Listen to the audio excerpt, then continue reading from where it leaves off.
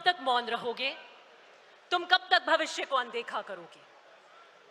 तुम्हें कब तक राजनीतिक हवस रोनती रहेगी? तुम कब तक देश को यूं ही नफरत की राजनीति में झुलसने दोगे? तुम कब तक झूठ कपट के हवाले होने दोगे देश को? ये कुछ कठोर प्रश्न है हमारे सामने, जिसे आज हमें ईमानदारी से जवाब देना होगा। आज यहां इकट्ठा होना एक राजनीतिक औपचारिकता और कर्तव्य नहीं है। एक ये प्रश्न है जो हमसे जागरूक नागरिक के दिल में एक आग और विद्रोह की तरह धड़क रहा है कि हम कहां खड़े और किस दिशा में जाएंगे। समय का चक्र हमसे पूछ रहा है, क्या तुम तैयार हो? यही सवाल आजादी के समय स्वतंत्रता सेनानियों के सामने खड़ा था। यही सवाल 1971 की जंग में सैनिकों के सामने खड़ा था, और आज 2025 में यही सवाल हमारे सामने पुनः खड़ा है। राष्ट्र की चेतना एक निर्णायक मोड़ पर खड़ी है, जहां पर संघर्ष धर्म है, संकल्प हमारा कर्तव्य है, और मैं आपको कहना चाहती हूं, मौन अपराध है। हमें तय करना है कि हम इतिहास के दर्शक बनेंगे या उसके निर्माता। भारत एक ऐसे मोड़ पर खड़ा है जहां दीप बुझने लगे हैं, संकल्पों की आस्था दरकने लगी है, मंचों पे से आदर्शों के भाषण के पीछे आत्मा मौन होती जा रही है। बदलता स्वरूप राजनीति का ऐसा प्रतीत होता है जैसे मानो एक मृग तृष्णा बनती जा रही है, जहां पर हर कोई दौड़ रहा है लेकिन पानी कहीं नहीं है। हमारे सामने भले ही बंदूक और बारूद की चुनौती आज खड़ी नहीं हो, लेकिन यह समय कम खतरनाक नहीं है, और हमें तय करना है कि आने वाले इसमें हम इस संघर्ष की आवाज बन पाएंगे कि नहीं बन पाएंगे। साबरमती के किनारे अहमदाबाद की सरजमीन पर खड़े होकर मैं सोचती हूं कि अगर गांधी जी हमारे बीच होते इस अधिवेशन में तो क्या सोच रहे होते।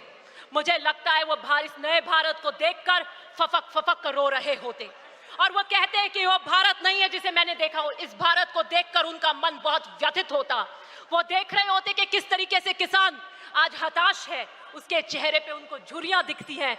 किस तरीके से मजदूर जो अपने हाथों की चोट लिए उम्मीद का संगीत बजाता है, आज उसको किस तरीके से हताश पे कर रखा है। नौजवान किस तरीके से उसकी आंखों में निराशा है, जो अपने अवसरों के अभावों में अपने सपनों को कुचलते हुए देख रहा है। उस माँ की चीख है, उस स्त्री की वेदना है। आज का संघर्ष संविधान बना तानाशाही का है। आज का संघर्ष लोकतंत्र बनाम अधिनायकवाद का है। कुछ लोगों की इच्छा संविधान बन चुकी है, उनकी इच्छा ही संविधान बन चुकी है। मैं आपको यही कहना चाहती हूं कि बीजेपी आरएसएस ने धर्म की राजनीति को अपना औजार बना दिया है। संसद को एक सिर्फ मोहर लगाने वाली मशीन बना दिया है।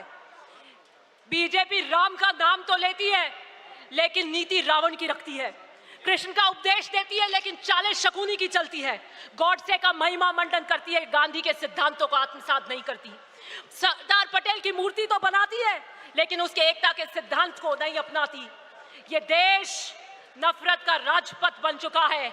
मैं इन कांग्रेस जनों को कहना चाहती हूं, उठिए और राहुल गांधी का न्याय पथ में उनके साथ चलिए। संवाद की जगह आदेश ने ले ली है, असहमति की जगह दमन ने ले ली है। ये तानाशाही निजाम कब्रिस्तान, शमशान, मंगलसूत्र, मुजरा, बटेंगे तो कटेंगे जैसे नारों की राजनीति कर रहा है। ये लपटे संविधान को जला रही हैं। मैं आखिर में यही कहना चाहती हूं कि आम आदमी की चीख मौन बन चुकी है। उसकी आवाज में न गजलों का लहजा है, न इशारों की नजाकत है। उस माँ की चीख जिसने अपने बेटे को सांप्रदायिक हिस्सा में खोया है। गुजरात की यह धरती हमें क्रांति के लिए पुकार रही है। कांग्रेस का ये कार्यकर्ता बापू की अहिंसा का संकल्प है, नेहरू का विजन है, सरदार पटेल का लौह संकल्प है, लाल बहादुर शास्त्री की सादगी है, इंदिरा गांधी का साहस है, राजीव गांधी का बलिदान है, सोनिया गांधी का संघर्ष है, और राहुल गांधी का धैर्य है।